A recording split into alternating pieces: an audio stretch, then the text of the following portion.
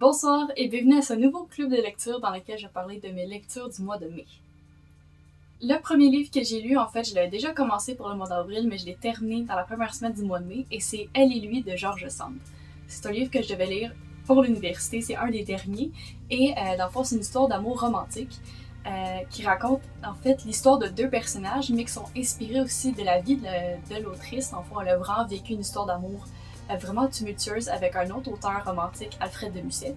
Et justement, c'est inspiré de cet épisode-là qu'elle a vécu et elle a décidé d'en écrire un livre, un peu à la manière justement que lui, il a fait. Il a écrit La confession d'un enfant du siècle que j'avais lu justement dans un des derniers mois.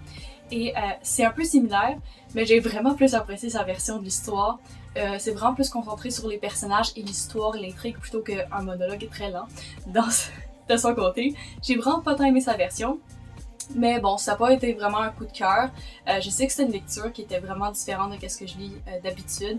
Mais c'était quand même un bon livre, donc j'ai donné 3 étoiles. Parce que justement, je reconnais qu'il y a une très belle valeur. J'ai quand même passé un bon moment à le lire, mais c'était vraiment pas dans ma tasse de thé.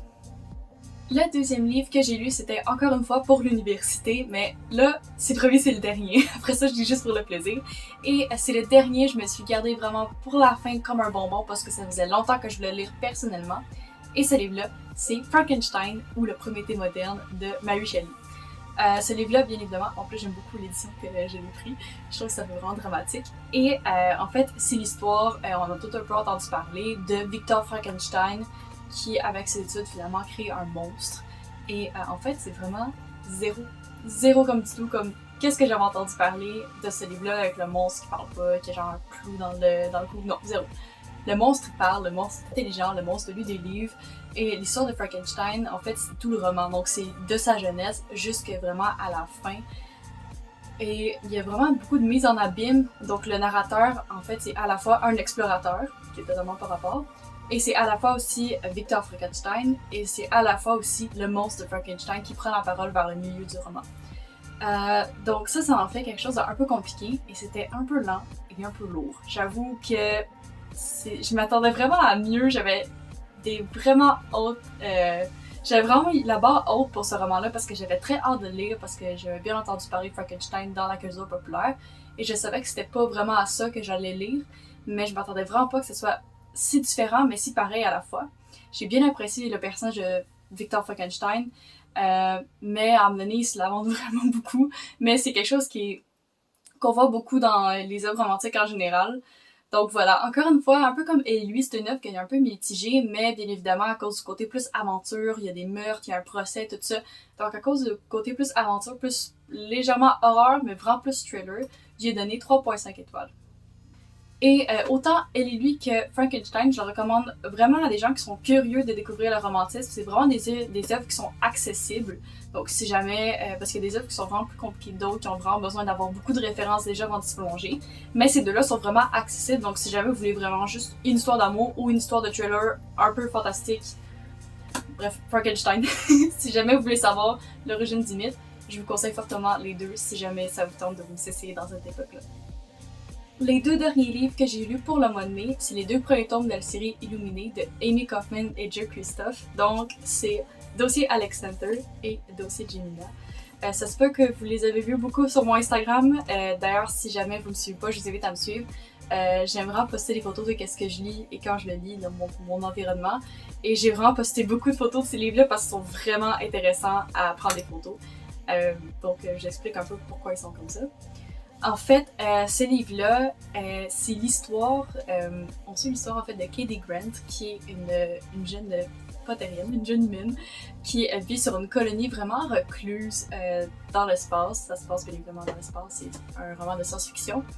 Et dans le fond, elle vit sur une planète qui a une mine illégale. Et il y a une compagnie très importante qui s'appelle Bytech qui décide un jour d'attaquer la colonie et de s'emparer de la mine, en tuant bien évidemment des centaines de personnes par le passage. Il y a un SOS qui est lancé et il y a une troupe justement dont le vaisseau le plus important s'appelle Alexander, qui retrouve dans le fond des gens et qui les amène à bord, et là s'engage une course-poursuite parce que la compagnie ne veut pas que justement cette attaque-là se sache dans le gouvernement général. Et donc, tout ça, c'est une longue prémisse, mais en fait, c'est vraiment le début, parce qu'on suit l'histoire, justement, de cette course-poursuite-là, cette survivance qui est là, parce que, en plus de ça, il y a des centaines de problèmes qui vont surgir sur le Alexander et sur les autres aussi navires qui les entourent, dont des éléments de science-fiction, donc il y a un virus, par exemple. Ça m'a fait un peu penser à la pandémie, justement. Mais bref, et tout ça est raconté dans des dossiers. Donc, c'est soit quelqu'un qui a regardé des vidéosurveillances et qui fait un rapport, c'est soit des courriels, c'est vraiment des messages audio, il y a aussi des messages, par exemple, à l'intercom du vaisseau spatial, et il y a aussi le point de vue de l'AI, donc le programme qui gère le navire Alexander, qu'on voit aussi certains de ses pages qui est sur son point de vue.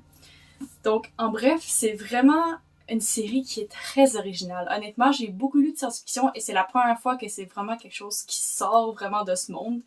Et justement, je trouve que c'est vraiment accessible pour les gens qui veulent commencer dans la science-fiction, mais qui sont vraiment un peu plus intimidés par des Jules Verne, des H.G. Wells et des Isaac Asimov, par exemple. Et vraiment, c'est accessible, bien évidemment, c'est de style young adult, donc les protagonistes sont jeunes, à peu près 18-20 ans, mais ça n'empêche pas que l'histoire est vraiment intéressante. Et justement, comment la mise en page elle est faite, c'est vraiment partie intégrante de l'histoire. Et c'est vraiment ça que j'ai aimé. Il y a certains passages où il faut tourner le livre à l'envers pour bien pouvoir comprendre. Il y a des pages justement qui sont entièrement noires. Et je trouve ça vraiment intéressant qu'un livre vraiment fasse écho à son histoire d'une telle façon. Parce que là, dans le fond, on a vraiment le dossier que les protagonistes ont monté. Donc c'est vraiment, on suit l'histoire comme eux ils l'ont vécu à travers des documents et tout ça.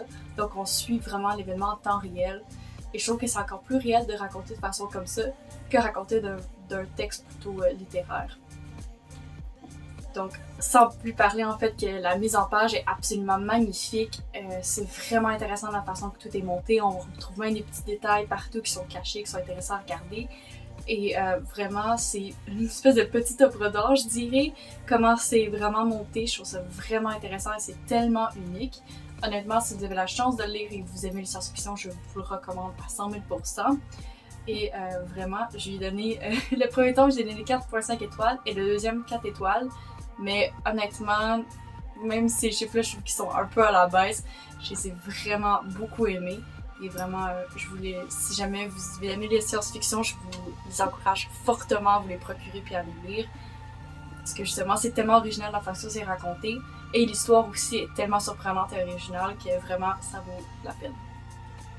Donc voilà, c'est déjà terminé pour mes lectures du mois de mai, mais vraiment, je vous encourage à me suivre sur mon Instagram parce que au mois de juin, j'ai vraiment moins de choses à faire.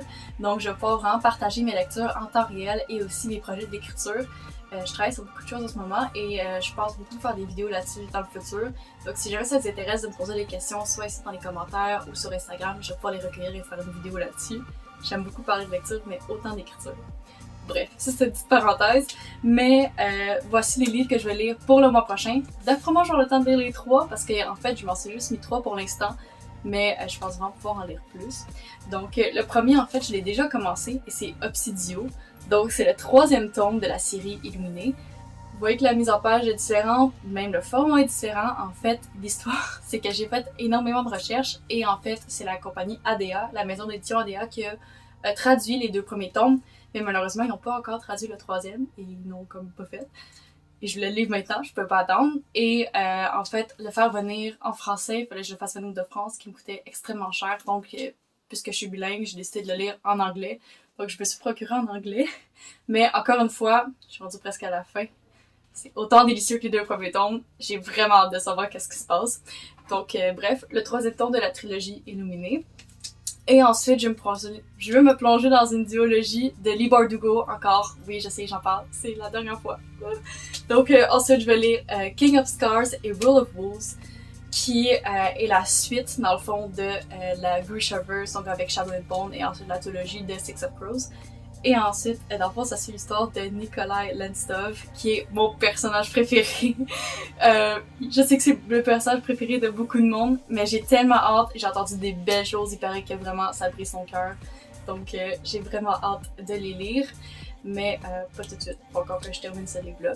Donc on verra, et je les ai aussi, ils sont très beaux, donc je mets des photos là-dessus sur Instagram, ils sont tellement beaux ces livres-là. Donc voilà.